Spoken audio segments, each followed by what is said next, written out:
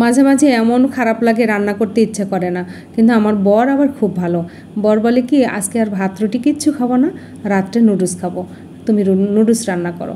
আমিও চলে গেলাম, আমি তো বেঁচে গেলাম। সহজেই নুডলস রান্না করব, কোনো ঝামেলা ছাড়া, ঝটপট ক্ষুধা নিবারণ হবে আর রান্না হবে খুব তাড়াতাড়ি, ঝামেলা মুক্তভাবে। আসসালামু আলাইকুম এভরিওয়ান, মণিমার রান্নাঘরে সবাইকে জানাই প্রাণ ঢালা ভালোবাসা। কেমন আছেন সবাই? আশা করছি সবাই খুব ভালো আছেন। আলহামদুলিল্লাহ, আল্লাহর রহমতে আমরাও খুব ভালো আছি। যারা ব্যাচেলার আছেন, স্টুডেন্ট যারা, তাদের জন্য এই রান্নাটা হবে বেস্ট। আমার এই চ্যানেলটা যদি প্রথম দেখে থাকেন তাহলে সাবস্ক্রাইব ফলো করে ভিডিওটা দেখা শুরু করুন, আর যারা অলরেডি সাবস্ক্রাইব ফলো করেছেন তাদেরকে অসংখ্য ধন্যবাদ জানাই। চলুন তাহলে দেখি নুডলসটা আমি কিভাবে রান্না করব। পানি ফুটাতে দিয়েছি, আগে থেকেই পানি গরম হয়ে গেছে। ফুটন্ত গরম পানির মধ্যে আমি ম্যাগি নুডলস দিয়ে দিলাম 2 প্যাকেট, দিয়ে এটা সেদ্ধ করে নিব। খুব ভালো করে সেদ্ধ করে নিয়ে আমি পানিটা ফেলে দেব।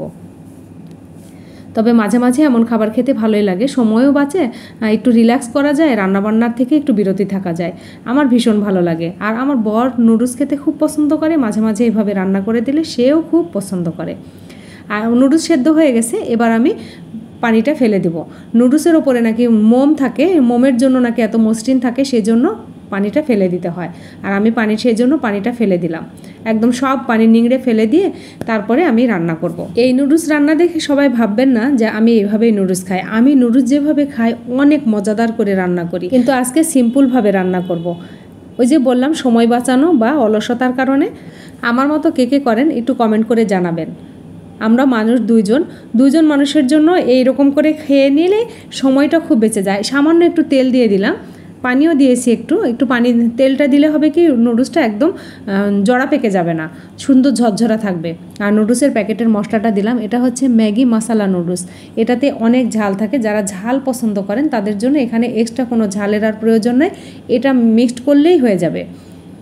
অনেক সুন্দর লাগে খেতে। আর আমার এইভাবে রান্না করতেও ভালো লাগে, আর সময় বাঁচানো যায়, ঝটপট করে খাওয়া যায়। কোথাও যাওয়ার সময় এরকম করে শুধু মশলাটা মিক্সড করে নিয়েই চলে যাওয়া যায়। এখানে আর কোনো লবণের প্রয়োজন নাই। এই মশলাটা এখন খুব ভালো করে আমি নুডলসের সাথে মিশিয়ে নেব। নিচে হালকা পানি দিয়েছিলাম, সে পানিটা সাথে খুব ভালো করে মিশে যাবে। আর তেলটা দিয়েছি এই কারণে যেন নুডলসটা মানে জড়া পেকে না থাকে। নুডলস তো সেদ্ধ হওয়ার পরে যখন ঠান্ডা হয়ে যাবে তখন আঠা হয়ে এক জায়গাতে জমে থাকে, সেটা থাকবে না, সুন্দর ঝরঝরা থাকবে। আর ঝরঝরা নুডলস খেতে বেশি মজা লাগে। আমার মতো কে কে আপনারা এইভাবে ফাঁকিবাজি রান্না মাঝে মাঝে করেন? মাঝে মাঝে এরকম ফাঁকিবাজি করতে বেশ ভালো লাগে। এই সসটা আমার হাতে তৈরি করা, বাসায় আমি নিজে হাতে তৈরি করেছি। এই সসটা কিছু দিয়ে দিলাম। খাওয়ার সময় তো একটু সস নিতেই হয়, সেক্ষেত্রে আমি আগেই দিয়ে দিলাম যেন খাওয়ার সময় আর মিক্সড করা না লাগে।